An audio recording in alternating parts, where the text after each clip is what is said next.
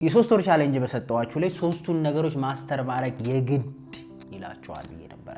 ኮሚኒኬሽን ስኪል ወይም ዲፕሎማቲክ ፓስፖርት ያላት ወይም ኢሞሽናል ኢንተለጀንስ ወይም ከሰዎች ጋር ቤስት ሪሌሽንሺፕ እንዲኖራችሁ፣ ከዛ ውጪ ደግሞ ዲሲፕሊን ኤንድ ኮንሲስተንሲ ምንም የማድረግ አቅም እንዲኖራችሁ።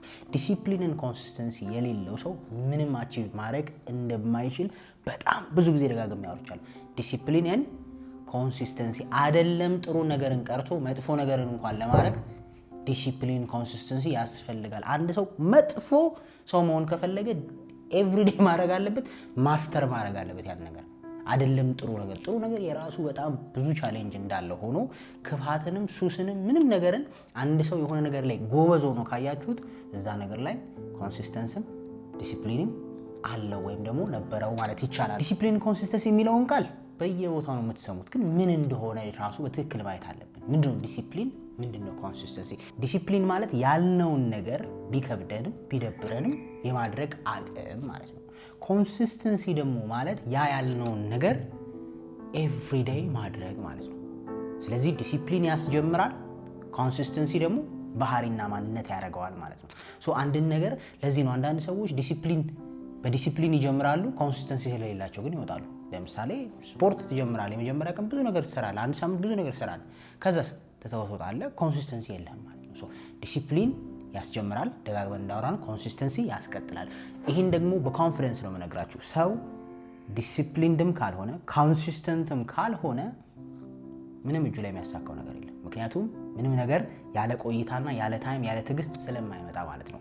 በዚህ ቪዲዮ ምንድነው ልሰጣችሁ ያሰብኩት ሶስት ቲፖች ነው። ዲሲፕሊንድ ለመሆን የሚጠቅም 3 ቲፕ እና ኮንሲስተንት ለመሆን የሚጠቅም 3 ቲፖችን። ምክንያቱም የሶስት ወር ቻሌንጅ ላይ እንዴት እንሂድ፣ እንዴት እንግፋው፣ እንዴት እንሞክረው የምትሉ ሰዎች ይሄ እንደ አድቫንቴጅ መጠቀም ትችላላችሁ ብዬ ስለማስብ ነው። ከዛ ፈርዘርድ ግን ኢሞሽናል ኢንተለጀንስ፣ ዲሲፕሊን፣ ኮንሲስተንሲ፣ ኮሚኒኬሽን እነዚህ 3ቱ ላይ ክላስ መውሰድ ብትፈልጉ ፐርሰናል ክላስ ከኔ ጋር ፕራይቬትሊ በግል ተገናኝተን እንድናወራባቸው ዲስከስ እንድናረግባቸው ክላሶችን ሀሳቦች ላይ እንድናወራ የምትፈልጉ ከሆነ 0948486013 ላይ መደወልና ወይም ደግሞ መያዝ ትችላላችሁ። ከዛ ውጭ ግን ራሳችሁ መሞከር ነው የምትፈልጉ ሰዎች እነዚህን ስቴፖች መከተል ትችላላችሁ። የመጀመሪያው አንድ ሰው ዲሲፕሊንድ ለመሆን የመጀመሪያው የሚያስፈልገው ነገር በቀን ውስጥ ቢያንስ አንድ ከባድ ነገር ማድረግ ነው። አንኮምፎርታብል የሚያደርገን ወይም ደስ ማይለን ግን የሚጠቅምን አትሊስት አንድ ነገር ሳያደርጉ አለመዋል። ለምሳሌ በጠዋት መነሳት ከሆነ ዘሞስት አንኮምፎርታብል ነገር አትሊስት በጠዋት መነሳት በቀን ውስጥ ዲሲፕሊን የመማር ቻንሳችን ያሰፋል። እንዴት የሚለውን ዲስከስ እናደርጋለን። ኦር ቀዝቃዛ ውሃ በጣም የሚፈራ ሰው፣ ቀዝቃዛ ውሃ ሲነካው የሚያመው ሰው አትሊስት እንደ ሞርኒንግ ጠዋት ላይ ቀዝቃዛ ሻወር ቢወስድ አንድ አንኮምፎርታብል ነገር እያደረገ ነው ማለት ነው። ስፖርት የማይሰራ ሰው ስፖርት በጠዋት ቢሰራ፣ መጾም የማይችል ሰው ቢጾም፣ በጣም የምንፈልገውን ነገር ኖ የማለት አቅም ልምምድ እንደማለት ነው። በሌላ መልኩ በተቃራኒው ደግሞ በጣም የምንፈልገው ለምሳሌ በጠዋት ተነስቶ ስልክን አለመንካት በጣም እንፈልጋለና ክሬቪንጉ አለ። ስልክ ያምራል እኮ ጠዋት ስትነሳ ኖ እስኪ በለው። ቢያንስ ተነስቼ የሆነ ነገር ሰርቼ አንብቤ ቁርሴን እስክበላ ድረስ ስልኬን አላይም በሉ። አንለስ የስራ ጉዳይ በጣም አስቸኳይ ከሌለባቸው ውስጥ ያንን መለማመድ ፕራክቲስ ማድረግ አክቹሊ ይሄ ንቁ አእምሮ ወይም የውሳኔን አቅም ልክ እንደ መስል እያጠነከረው ይሄዳል። ምን ትለማመዳላችሁ ማለት ነው? ባይ ዲፎልት ኖ የማለት አቅም ማለት ነው። በነገራችን ላይ ሪሌሽንሺፕም ላይ፣ ስራም ላይ፣ ጓደኝነትም ላይ፣ ቤተሰብም ላይ፣ ገንዘብም ላይ፣ ምግብም ላይ ይሄ ነው የማለት ልምምድ ስለሌለን ዲሲፕሊን ስለሌለን ነው ዋጋ ምን ከፍለው። ምክንያቱም ኖ አንልም። ማናምንበትን ነገር ፍቅር ውስጥ እናረጋለን። ማናምንበትን ነገር በገንዘብ እንገዛለን። ማናምንበትን ነገር ለገንዘብ እናረጋለን አይደል? መጾም እያለብን እንበላለን። መነሳት እያለበት ትተኛለህ። መሄድ እያለበት ትቀራለህ። እነዚህ ነገሮች ኖ የማለት ልምምድ ወይም ደግሞ ይሄ የውሳኔው አእምሯችን አንዳንዴ ከመድከም የተነሳ ወይም ደግሞ አቅም ካለመኖር ወይም ተጠቅመነው ካለማወቃችን የተነሳ ያልተጠቀምነው ጡንቻ እየላላ ይላል። በአጋጣሚ አሞህ ምናምን በነገራችን ላይ እጅህ ቢሰበር ለምሳሌ እንደሚቀጥን ታውቃለህ። እጅህ እየቀጠነ ይሄዳል። ቅጥን እያለች ነው የምትሄደው። ለምን?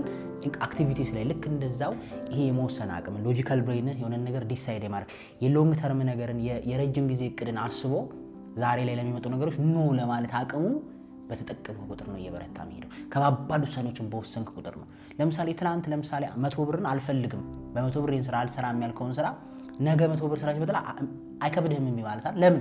ልምምዱ አለህ ማለት ነው። ትናንት 1000 ብርን እንቢ አለ። 1000 ብር አይገባኝም ለዚህ ስራ ያለ ሰውዬ በ500 ብር አትደልለውም ዛሬ። ለምን? የመወሰን አቅም አለው። ኖ ብሎ የማያውቅ ሰው ግን 100ም 10 ብርም 1000 ብርም 100 ብር። አሁን ሀሳቤ ስለ ብሩ ሳይሆን እንደ መስል እንደሚያድግ እንድታውቁ ነው። ዲሲፕሊን መሆን ፈልጉ ከሆነ ሜክ ሹር በቀን ውስጥ ቢያንስ አንድ ከባድ ነገር እያረጋችሁ መሆኑ። ተማሪዎች ከሆናችሁ እስኪ በቀን ውስጥ 10 ፑሻፕ እንደ አቅማችሁ 50 ፑሻፕ 100 ፑሻፕ ሰርተው አንኮምፎርታብል የሚያደርግ ቢደክም ከሆነ አንዳንዴ ቁርስ ዘለውጣ በጣም ሲያምርህ ማለት ነው። እሱ ኦኬ ሁሌ ልል አልችልም። ደግሞ ጤና ላይ ያሉ ሰዎች ቁርስ በጣም ዘመወስኝ ሲይሻል ምናምን ይባል።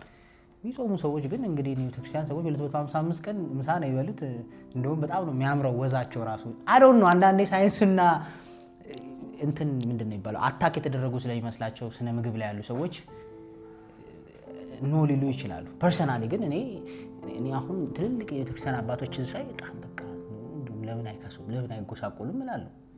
ምክንያቱም 9 ሰዓት 10 ሰዓት ነው የሚበሉት አይደል? ኦልሞስት ኤቭሪዴይ በሚባል ደረጃ ቁጥሩን ስትቆጥረው አሁን እዛ ውስጥ አንጋም ሳስ ነው ፖይንታችን ዲሲፕሊንን መለማመድ እንዴት የውሳኔ አቅም። ምክንያቱም ዲሲፕሊን በምንድን ነው ብለናል? በዚህ በንቁ አእምሮ የሚወሰን ነገር አንድ ነገር አረጋለሁ እንዲህ ሆናለሁ ደስ ቢለኝ ውስጥ እየከፋ አረጋለሁ እችላለሁ የሚለው ኤነርጂ ውሳኔ ያለው ከየት ነው? እዚህኛው አእምሮ ውስጥ ነው።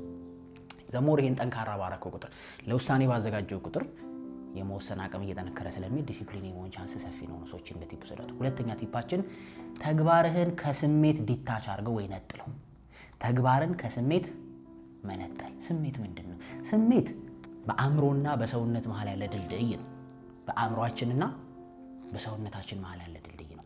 አእምሮአችን የሆነን ነገር ዲቴክት ያደርጋል፣ ያያል፣ ይሰማል፣ ያዳምጣል፣ ይገምታል።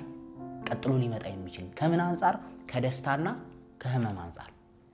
ቀጥሎ ደስታ ሊመጣ ነው፣ ቀጥሎ ሀዘን ሊመጣ ነው፣ ቀጥሎ ሊደብርህ ነው፣ ቀጥሎ ሊከፋ ነው፣ ቀጥሎ ሊደክም ነው፣ ኢነርጂ ልታባክን ቀድሞ ዲቴክት ያደርጋል። እሱ ዲቴክት አድርጎ አናላይዝ ያደረገውን ነገር አንተ ቦዲ ሰውነትህ ፊል እንዲያደርገው እንዲሰማው ሲፈልግ ሁለቱ ተመሳሳይ ቋንቋ አይደለም የሚያወሩት ሰውነትህና አእምሮ አይደል?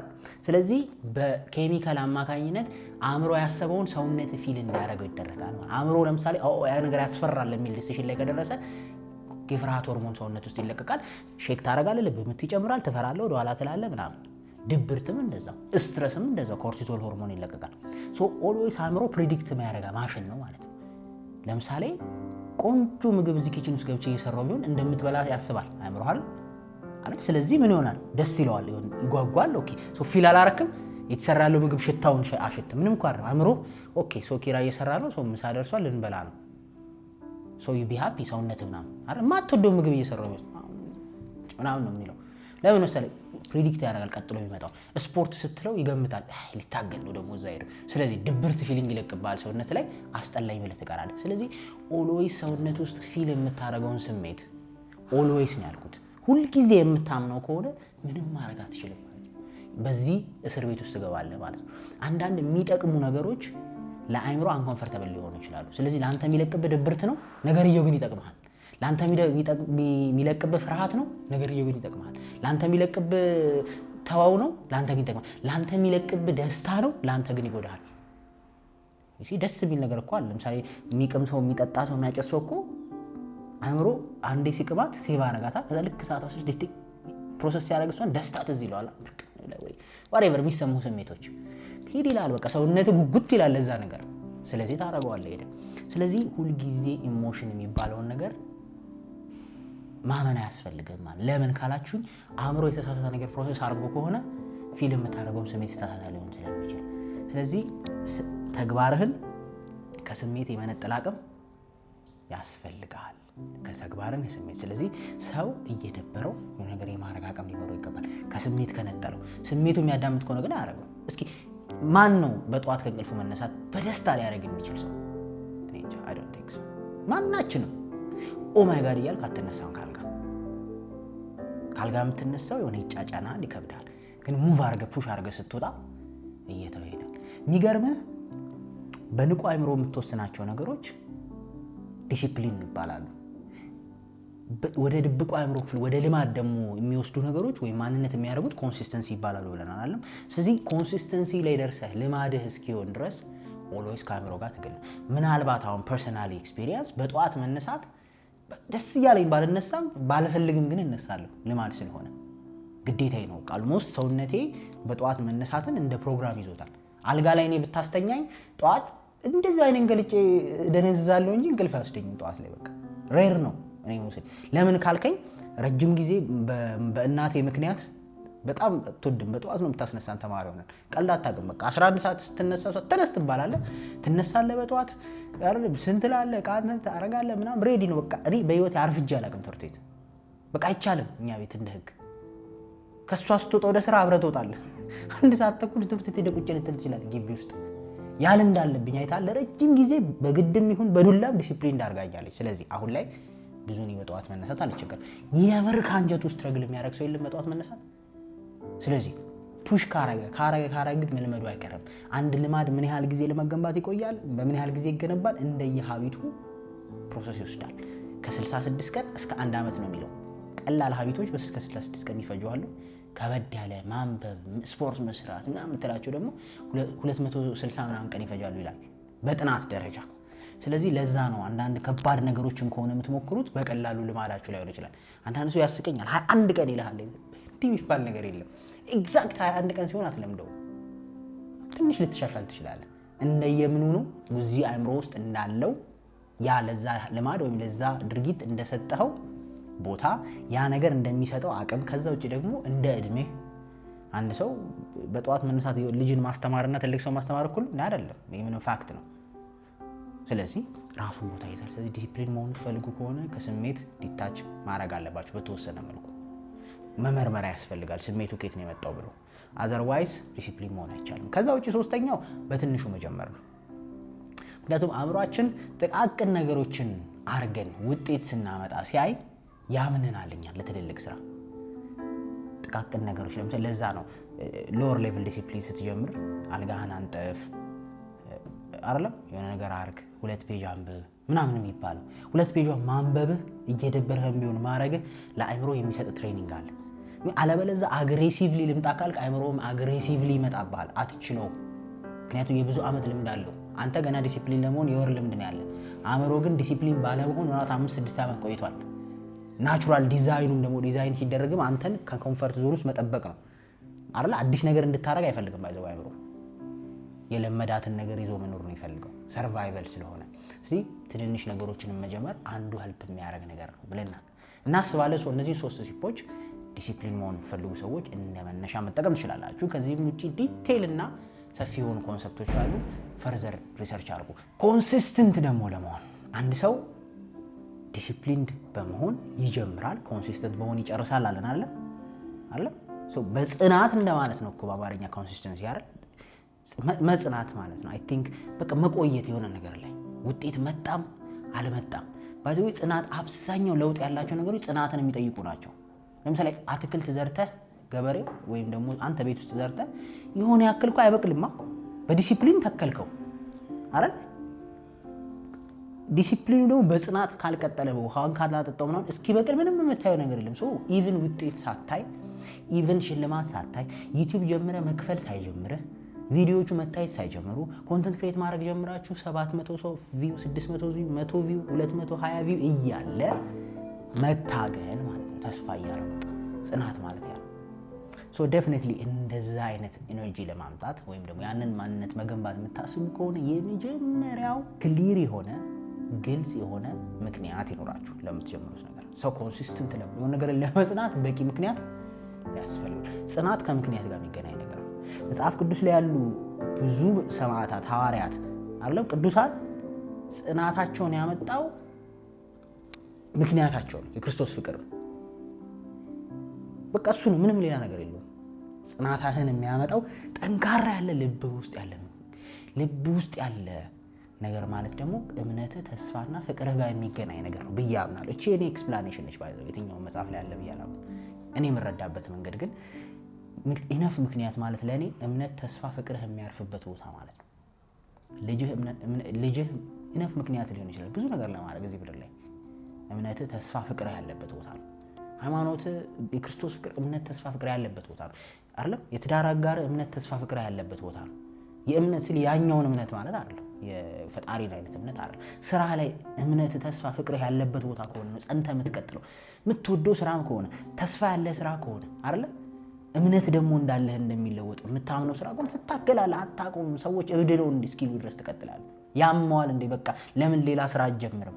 ይሄ እኮ አይሆንም፣ ይሄ አይሆንልሽም እየተባለ አንዳንድ ሰዎች አይሆንም ከሱ ጋር ተይ የተባለች ወይም ደግሞ አትሆንህም ተው የተባለ ማንንም ሳይንሰማ ታግሎ ውጤት ያመጣ በፍቅር ግንኙነት ጥሩ ትዳር የመሰረቱ ሰዎች አታውቅም አሉ። በዛው ልክ የሚጠፉም አሉ። አዎ ስሜት ብቻ ከሆነ። ስለዚህ የመጀመሪያው በቂ ምክንያት ያስፈልጋል። በቂ ምክንያት የሌለው ሰው አይቀጥልም።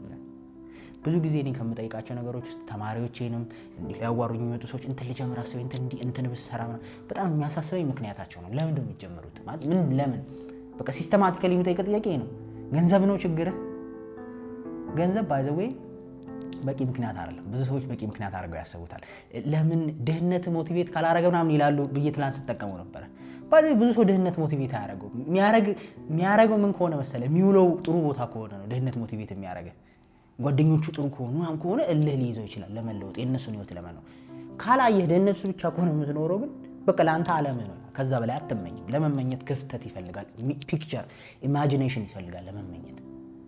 ስለዚህ በቂ ምክንያት ገንዘብ ለምዶ በቂ ምክንያት የማይሆነው ከተባለ ዘላቂ አይደለም። ኤክስትሪንሲክ ሞቲቬሽን ነው ይባላል ገንዘብ ወይም ምክንያት ነው ወይም ደግሞ ጊዜያዊ ነው። ስታገኘው ኤኒሞር ሞቲቬት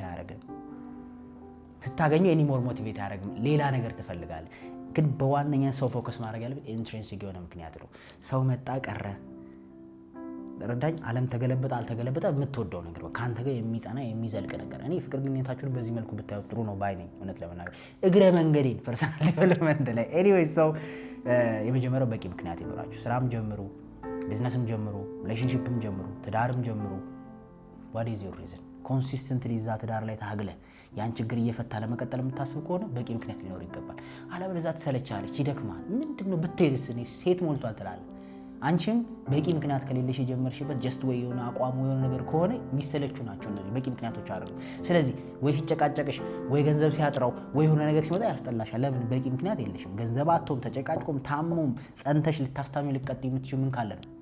በቂ ምክንያት፣ እምነት፣ ተስፋ፣ ፍቅር ካለ ነው። የመጀመሪያው ሪዝን ይባላል። ሁለተኛው ሩቲን ያስፈልጋል። ሩቲን ከሌለ ኮንሲስተንት መሆን አትችልም። ለምን? የሰው ልጅ በጣም በዲስትራክሽን የተጠመደ ነው። ውሏችን፣ ህይወታችን ሁሉ ዲስትራክሽን፣ ጓደኛ፣ ቤተሰብ፣ የገንዘብ እጦት፣ ድምፅ አይደል፣ ሶሻል ሚዲያው፣ ወሬው፣ ሀሜቱ፣ ጭቅጭቁ፣ ብዙ ዲስትራክት የሚያደርግ ነገር አለ ከዓለም አይደል። መንፈሳዊ ሰው ለመሆን ምን ያህል ነው መከራህን የምታየው? ስንት ዲስትራክሽን ያለው። ሩቲን ያስፈልጋል ኢቭን መንፈሳዊ ለመሆን ተረዳይ። ስራ ላይ ለመሆን ሩቲን ያስፈልጋል። ለምሳሌ እዚህ ስራ ምን ሰራባቶች ቀናቶች አሉን አይደል? በዛ ቀን ሌላ ስኬጁል መያዝ አትችልም አይደል? ለምን? ሩቲን ነው በቃ። ስለዚህ ለመቀጠልና ጸንተ ለመቀጠል ሩቲን የሚባል ነገር ያስፈልጋል። ሩቲን ማለት በተደጋጋሚ የምናረጋቸውን ነገሮች ስትራክቸር አድርጎ ማስቀመጥ ማለት ነው። ጧት ቤተክርስቲያን ሄዳለሁ ብሎ ያችን ታይም ለቤተክርስቲያን የሚሰጥ ሰው ሩቲን ነው። ስለዚህ ጸንቶ የማድረግ ቻንሱ ሰፊ ነው። ታይሟን ሰጥቶታል፣ ያውቀዋል። ጧት አእምሮም ይመዘግባል። በቃ ጧት መጀመሪያ ነገር የሚያደርገው ቤተክርስቲያን ነው። አለቀ። ስፖርትም እንደዛው። ቢዝነስም ከሆነ ከሰኞ እስከ ዓርብ ጓደኛ አለኝ። ለምሳሌ ነጋዴ ከሰኞ እስከ ቅዳሜ አንገናኝም። ለምን? እኔ ራሱ አውቃለሁ እንኳን እሱ የት ነው ስራ ቦታ ነው። እሁድ ነው ፍሪ፣ ቅዳሜ ማታ ጀምሮ እሁድ ነው ፍሪ፣ በዓል ቀን ካልሆነ። ስለዚህ እኔ ራሱ ናልለው በጣም አስቸኳይ ጉዳይ ካልገጠመኝ ስራ ላይ ነው። ዲስትራክሽን አልሆንበትም። ለምን? ክሊር ሩቲን አለው እሱ። እኔ ላይ ዲስትራክሽን ለምን? ክሊር ሩቲን አለኝ። እኔና አንተ ዲስትራክት አንደረግም። ለምን? አንለስ ኢመርጀንሲ ነገር ካልገጠመ። ለምን? ክሊር ሩቲን አለን። ስራ ምን ቀርጽበት ሰዓት አለን የምናውቀው። በዛ ሰዓት እዚህ ነኝ፣ አለቀ። ሩቲን ካለ ጸንተ መቀጠል ትችላለህ። ምናልባት ላለፉት 4 ዓመት ኮንተንት እየቀረጽን ያለ ነው በዚህ ስትራቴጂ ነው። ምን ቀርጽበት ቀን መኖሩ በዛ ቀን ዴሊቨር እንድታረግ ያደርጋል። ቢዝነስ የሚሆን እስኪ እወቁት። በቀን ውስጥ ዝም ብለህ ደስ ሲል አይደለም ወይ አሁን ልቅረጽ እንዴ፣ አሁን ልሂድ እንዴ፣ አሁን ልስራ እንዴ፣ አሁን ልብላ እንዴ፣ አሁን ልጠጣ ከሆነ ዝብርቅርቅ ያለ ስለሚሆን ሳታረገው ነው የምትውለው። ዲሲፕሊን የመሆን ቻንስም ጠባብ ነው። በተሻለ መጠን ሰብሰብ አድርጉትና ማድረግ ያለባቸውን ታስኮች ሊስት አድርጓቸው። ከዛ በቃ በእነሱ ተዳደር። መተዳደሪያ ደንብ አድርገህ አስበው። ህይወትህ ላይ መተዳደሪያ ደንብ አለብህ ማለት ነው። ሶስተኛ ደግሞ ፊድባክ ሉፕ ያስፈልጋል። በአማርኛ ፊድባክ ሉፕ ማለት ራስን ማየት ያስፈልጋል። ኮንሲስተንሲ ውስጥ ለመቀጠል እንዳትጸና እንዳትቀጥል የሚያደርጉህን ምክንያቶች እያሽከረጠርክ መጣል አለብህ። ተረታችሁኛል? እንዳትጸና እንዳትቀጥል የሚያደርጉ ምክንያቶች። ለምሳሌ ጠዋት ቤተክርስቲያን የምትሄድ ከሆነ ፕላን ጠዋት ስልክ ማውራት ከጀመርክ እንዳትሄድ ምን ይሆናል? ምክንያት። ስለዚህ ራስህን ተመልሰ ወር ሙሉ ሄጃለሁ ቤተክርስቲያን፣ ለምን ወር ሁለተኛው ቀን መሄድ አልቻልኩም? ወይ ስልክ ማውራት ጀምራል፣ ወይ ማታ ማምሸት ጀምራል አይደል? ወይ ማታ ሙቪ ማየት ጀምራል፣ ወይ ማይሆን ቪዲዮ መስማት ጀምራል። ብቻ የሆነ ዲስትራክት እያደረገ ያለ ነገር አለ፣ ወይ ደግሞ ኤክስተርናል ሀሳብ መጥቶብሃል ከዛ ውጭ ከአንተ ቁጥጥር ውጭ የሆነ። ስለዚህ እሱን ማስወገድ ያስፈልጋል። ለምን? ሩቲን ውስጥ ለመቀጠል። አዘርዋይስ አዲስ ሰው ሲመጣ ወደ ህይወታችን፣ አዲስ ገንዘብ ሲመጣ፣ አዲስ ቢዝነስ ሲመጣ፣ አዲስ ምናምን ብትንትን የምታደርገው ከሆነ ሩቲንን መቀጠል አትችልም። ገንዘብ ስለመጣ ሩቲን አይቀየርም። ባይዘው ገባ? አንተ 50 ሺህ ብር የምታገኝ ሰው ከሆንክ 100 ሺህ ሲደርስ በሳምንት በቃ 2 ቀን ነው የምሰራው ማለት አትችልም። 1 ቀን ነው ማለት አይቻልም። ይቀጥላል። ስለዚህ የሚመጡ ኤክስተርናል ነገሮችን እያየህ እንደዚህ ነው። ለምሳሌ በቃ ይሆን ክሊርሊ ልንገራችሁ። ለምሳሌ ሪሌሽንሺፕ ፐርሰናል ዲቨሎፕመንት አካል ነው ብዬ ስለማመን ነው። ዋናው ዓላማ የሚያ ነው። ሪሌሽንሺፕ ላይ እየተጋጨህ ከሆነ ድሮ ደስ የሚልህን ነገር አሁን ደስ ሳይልህ የምታረግ ከሆነ እየሰለቸ የሚመጣ ከሆነ ወይ ከማይሆን ሰው ጋር መዋል ጀምራል። ከሲንግል ሰው ጋር ኃላፊነት ከሌለበት ሰው ጋር ላይፍን ቀለል አድርጎ ከሚያይ ሰው ጋር እየኖርክ ያወዳደራል ጭንቅላት። ስለዚህ ማውጣት አለብህ በቃ። ምክንያቱም ሲንግል ሰው የሚኖረው ህይወትና አንተ የምትኖረው ህይወት ማች ላይ ያደርግ አይችልም። አንተ ኃላፊነት አለብህ። እሱ 1 ብር እስኪቀረው ቢዝናና ብቻውን ነው፣ ችግር የለው። ለራሱ የሆነች ነገር ተበድሮ ሊቀጥል ይችላል። አንተስ ይዘህ የምትቀጥለው ፋሚሊ የሆነ ነገር አለ። ስለዚህ ለአንተ ህይወት ለአንተ ኮንሲስተንሲ እንከን የሚሆኑብህን ነገሮች አንዳንድ ሰዎች ጂም መስራትን ጥሩ ነው። ከዛ ኮንሲስተንት ብለው ሲጀምሩ ከጂም ጠዋት ጂም ሲጀመር ሩቅ ይገባሉ። ከዛ ጂም ሄደ ስትደርስ 1 ሰዓት ተኩል ጠዋት ሰርተህ ስትወጣ 3 ተኩል ይሆናል። እቤት ስትገባ 4 ከምናምን፣ ምግብ እስክትበላ 5 ተኩል ይሆናል። 5 ተኩል ላይ ስራ ለስራ በቃ ጂሙን ወይ ከሰዓት አድርገው አይደል፣ ወይ ቅርብህ ጂም ፈልግ። ፊድባክ ማለት ይሄ ነው። በቃ ፕሮሰሱን እያየህ ስህተት ማስተካከል ማለት ነው። ለምሳሌ አንተ እንዲወጣልህ የፈለግከው 5 ከሆነ ውጤት ተረዳኸኝ። አንተ ስትከት 4.6 ከሆነ እዚች ጋር ትንሽ መጨመር አለብህ። ውጤቱን ካላየ ግን መጨመር አትችልም። 6 ሊሆን ይችላል ውጤቱ። ፊድባክ ማለት ያ ነው በፊዚክሱ ፊድባክ ሉፕ የምታስታውሱ ከሆነ። ስለዚህ ዴፊኒትሊ ውጤቱን እያያችሁ በዛ መንገድ ያመጣችሁ ውጤት እያያችሁ ቶሎ ማሻሻል ያስፈልጋል። ታርጌታችን ላይ እስክንደርስ በዛ መሰረት መቀጠል ነው። ሆፕፉሊ እነዚህ 3 ነገሮች ሄልፕ ያደርጋችኋል ኮንሲስተንሲ ላይ ብዬ አስባለሁ። ጀነራሊ የ3 ወሩን ቻሌንጅ እንዳታቆሙ እያረጋችሁ ያላችሁ ሰዎች ኢንስታግራም ላይ፣ ቴሌግራም ላይ፣ ዋትስአፕ ላይ ቴክስት ብታደርጉልን ጥያቄ ካላችሁ በተቻለ አቅም ለመመለስ እንሞክራለን። በቪዲዮም በድምፅም። መልካም ጊዜ ይሆንላችሁ። ሰላም ነው።